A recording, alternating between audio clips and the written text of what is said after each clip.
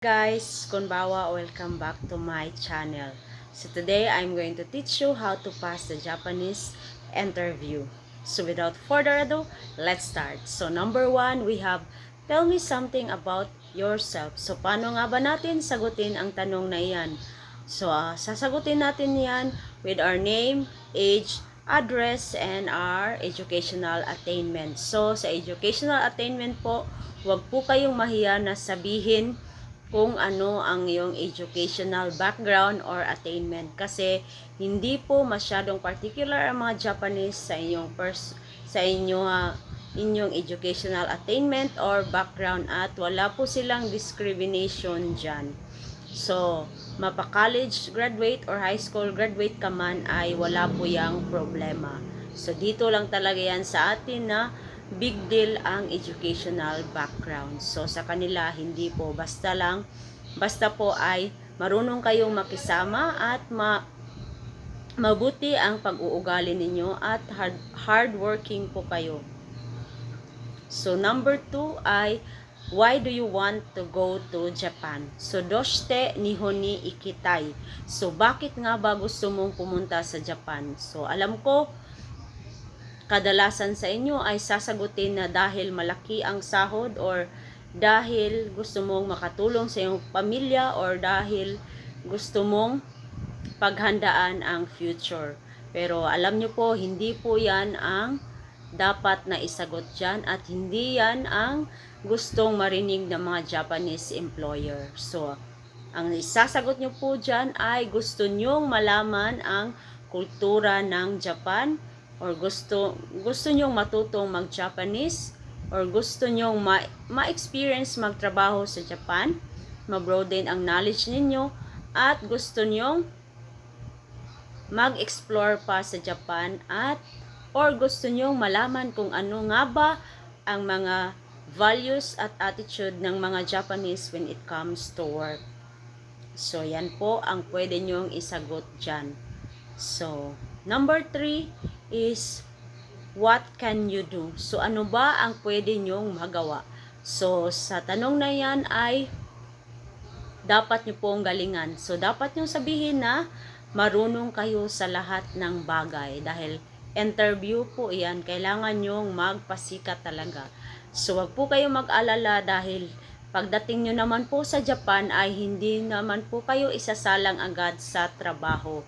So, mayroon pang mga orientation, trainings na inyong sasalihan or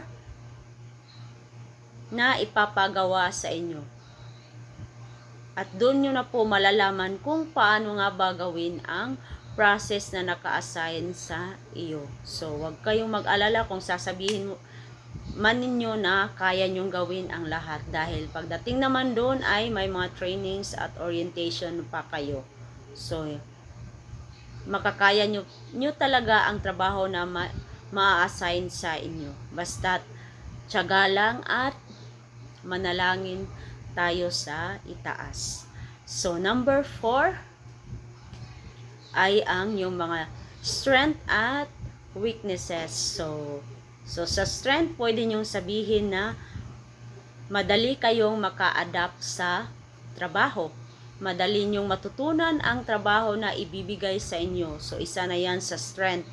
Or, kaya nyong mag-overtime kahit ilang oras. Or, kaya nyong magtrabaho kahit holiday season kung kinakailangan kayo talaga ng company.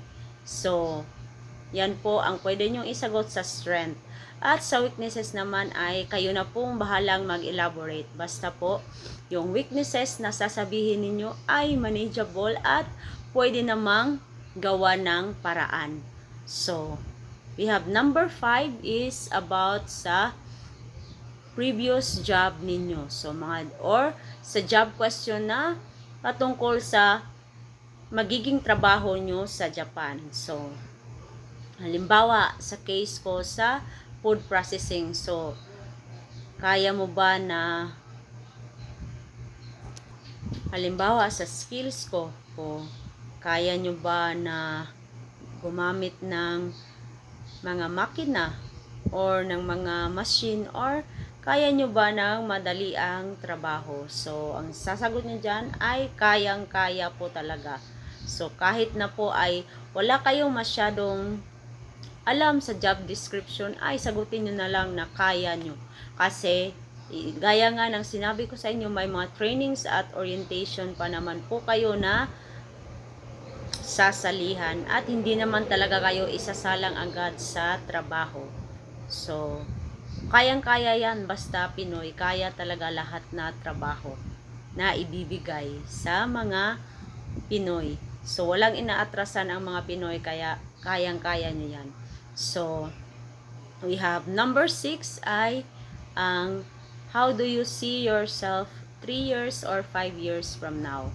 So, siguro ay sasabihin nyo na may sarili na kayong business, ganito, ganyan, uwi na kayo ng Pilipinas at for good na. Pero, dapat nyong sabihin dyan ay, kung bibigyan man kayo ng chance na makapagtrabaho at ma-extend ang inyong kontrata sa kumpanya na pinagtatrabuhan ninyo, ay willing kayong mag-extend. Kasi yan po ang gusto na marinig ng mga Japanese employer na gustong-gusto mo ang trabaho na naibigay nila sa inyo. So, kung may chance man na bigyan kayo ng extension, so kunin nyo po. So, sasabihin nyo na na gusto nyo pang mas mapabroaden ang yung experience sa kanilang kumpanya. So, halimbawa, sasabihin nyo na chance ga areba kono kaisha ni moto hatarakitai desu. So, sasabihin nyo ganyan. Or yung atairo ang gamitin nyo na Japanese. So, chance ga ataite koreba. So, nakate form po ang atairo at dudugtungan nyo ng korero pero in potential form.